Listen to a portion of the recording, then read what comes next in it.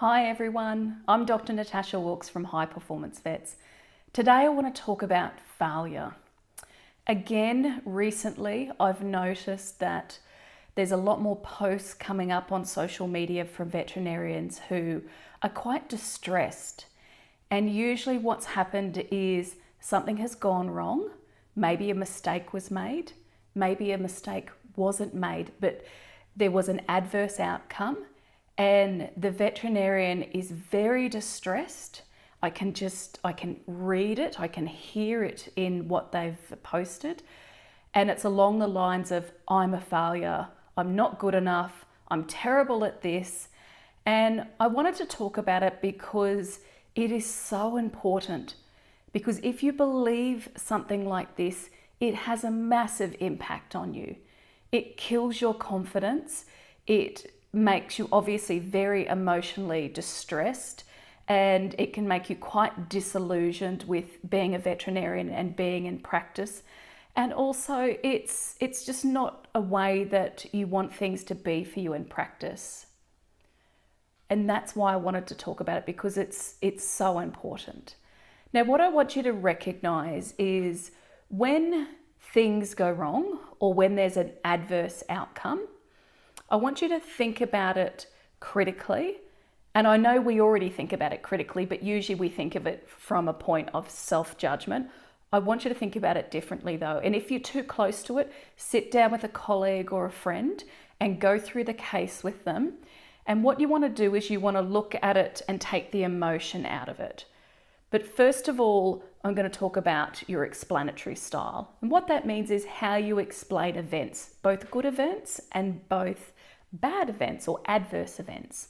So when a bad outcome or an adverse event or something goes wrong, when one of those occur, how are you explaining it?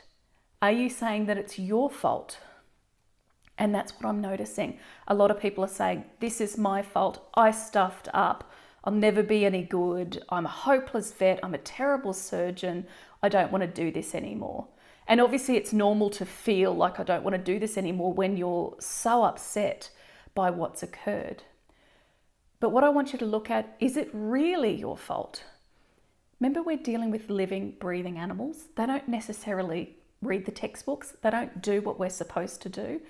And also, you may have done a beautiful surgery or you've done a great workup and you've been treating this animal fantastically and you've done a great job in practice. But guess what? They go home. And when they go home, they may not eat what they're supposed to eat. They probably don't keep the e-collar on because we all know they actually are a bit of a pain at home. They may be running around too much. They may be getting wet, jumping on the bed, way too active. Or the owner may have great difficulty giving them their medication, or they may work really long hours and, medication giving 3 times a day is not practical for them. The owner may not understand the significance of what's occurred and may not be doing post-operative care appropriately. So can you see now, just in this one little area, was it really, your fault? Or was it something external to what you did? And like I said, a lot of the time we say it's my fault this went bad, when that's not the case. Now, if you've looked at it and it has been something you've done or your fault, is it really your fault? Was it miscommunication? Was there a lot of other people involved? So it became miscommunication amongst the team. Was it actually a skill deficit? And a lot of the time, I've noticed veterinarians are saying, well, I'm hopeless at this, I'm useless at this, I can't do it. And it's not a skill deficit, it's just a really challenging surgery. Sometimes things just don't go right and it's nobody's fault, it just is one of those things. So that's one aspect, and it's external or internal, meaning was it up to me or was it due to something external? The thing with external is we can influence them, but we don't have control over them. So you can't control the owner. You can't say you must do this. You can give them recommendations, you can heavily influence them, but you can't control whether they're going to do what they're supposed to do. Now, next, when you look at this adverse event, is it specific or is it everything? So is it just this once or is it everything? And a lot of people go, say there's an adverse event or an adverse outcome in surgery. And I'm noticing people are going, I'm a terrible surgeon and I'm always going to be hopeless and there's no point, I'm a useless vet. Now, obviously I'm being a little bit dramatic here, but I have read things like this. So what I want you to recognize is, was it just this once? Again, was it a really challenging surgery? Was it just a difficult procedure? Or if it was an adverse outcome, was it just this once? Have a look at what you've done previously. If you've done successful surgeries over and over again, then it's just this once. It doesn't mean you're a totally useless, totally a hopeless surgeon. That's not the case. So that's an explanatory style that doesn't serve you. I mean, there's a difference if every time you've done this procedure you've had complications, then obviously there might be a skill deficit there and that's what you need to work on, okay? But I want you to recognize for a lot of us, we have that negativity bias. It's that thing that goes on our brain that's making us look at what goes wrong and we're not seeing everything that goes right. So that time when something goes wrong, we believe that obviously we're bad, we're not good, we can't do this, when that's actually not the case. You're not looking at all the evidence for you that says that you've been doing a great job previously. So that's just two little aspects to think of. What it really is veterinarians are high achievers who don't like to make mistakes and they hate failure, really dislike failure. And for some people, that fear of failure, that fear of making a mistake is what has propelled them to success. It's made them work really hard. It's that perfectionism that nothing can ever go wrong. Everything must be perfect every single time. Look, we're not counting money. We're not working on computers here. We're working on living, breathing things, and we aren't computers. We're not robots. So that means there are going to be times where we will make a mistake. We'll be fatigued. If you've worked a really long day and you haven't had a lunch break and you haven't had a rest, your brain is fatigued. You're more likely to make a mistake. But also sometimes things are just going to happen. And if your standard is this high for perfection, then you're always going to feel like you're never good enough, that you're always doing substandard work. And like I said, for some people that propels them, that makes them work harder, and that's what's actually got them to be so successful.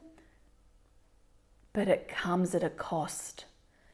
And usually you find they burn out because their nervous system, their sympathetic nervous system's on overdrive. It's on all the time. And it's absolutely exhausting for them because there's continual fear at the back here going, I'm not good enough, you're not good enough. And that's where imposter syndrome comes in. So what you need to look at differently is, how am I good enough? What am I doing well? So instead of having that tally in your mind of everything you've done wrong and therefore I need to work harder, I need to be better, look at everything you've done well. Start to keep, whether it's a journal, a diary, something on your phone. So in those bad times, you can look and go, actually, I've done a lot of these and I've had a lot of success.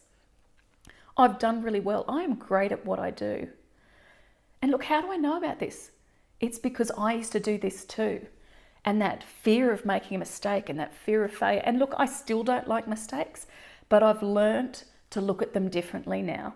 So when things go wrong, it's not failure, it's feedback. So for me, it's the learning. What learning can I take from it? What could I do differently next time? And that totally changed the energy behind it for me. Instead of being, I'm not good enough and I can't do this, and that fear of making a mistake and failure, it's about, what can I learn? How could I do this differently? What do I need? New skills? Do I need more knowledge? Do I need to practice more? And what that means is I'm more willing to go and speak to somebody and say, look, this didn't go well, or I don't think I've done this right. How would you do it? Whereas previously I had that fixed mindset. I wasn't game to ask for help because it would show how silly I was or how stupid I was or how I wasn't good enough. Whereas now I'm like, yeah, I'll ask. How am I going to learn? So I even ask, when I started at my the job I'm currently in, that I'm working for Friends, that was nearly 2 years ago, so I'm 16 years out, 17 years out. I said, show me how you do a bandage. And I just learned a new technique with taping. How do you do your vaccinations? How do you do this? How do you do that? They're basic stuff. But if I never ask, how will I learn something new? So I've got that growth mindset. And when things go wrong, I go, okay, what's the learning? How could I do this differently? What do I need to know going forward? And it totally changes the energy behind it because it's all about growth. And remember, rather than perfection, you want to aim for excellence and mastery. So it's continual, never-ending improvement. And you also, to do that, you need feedback. So you need somebody to look at what you're doing. Maybe you could do it this way. Have you thought about doing it this way? You need to improve here. And that's why performance reviews are so important. But don't wait for once or twice a year for a performance review. Ask all the time. Obviously if you've got somebody there, but you continually want to say to them, how would you do this? Or how could I improve on this? Because, don't create the road yourself. Look at what other people have done and model it from them. Learn from them how they did it. That's the shortcut. That's what makes it easier for you because you've got somebody to help you learn. So just to recap, failure, listen to that little, voice in your head when things are going wrong. What is your self-talk? What are you saying to yourself? Is it, I'm a failure, I've stuffed up, I'm no good, I can't do this, I'm not good enough? You need to turn that off, switch it off, because you're not doing yourself any favors. All it's doing is making you miserable. It's killing your confidence. It's affecting your ability to manage cases because you've always got that thing in the back of your mind going, you can't do this, you're not good enough, you're going to stuff up, you're going to get in big trouble. Okay, so instead go, what can I learn from this? How would I do it differently next time? Who can I ask for help? Do I need to build knowledge? Do I need to build skills? Or do I just need more experience? Okay. And don't aim for perfection. Look for the learning. Aim for excellence and mastery. Okay? Remember, it's not failure, it's feedback.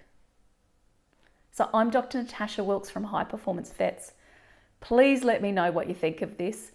Next time something happens, remember this video. Even, I don't know, is it share it or whatever, so you remember where it is, and come back and watch it again. And let me know. Let me know how this has changed for you. And like I said, the mantra I have is it's not failure, it's feedback. What can I learn from this? That's what makes it so important.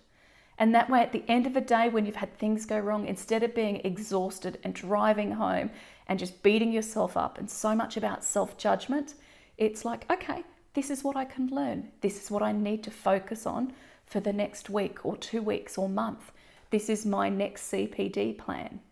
Okay, think of it like that. It has a whole different energy behind it, and it makes you excited about learning rather than fearful about everything in practice. I look forward to seeing you in the next video. Thanks for watching.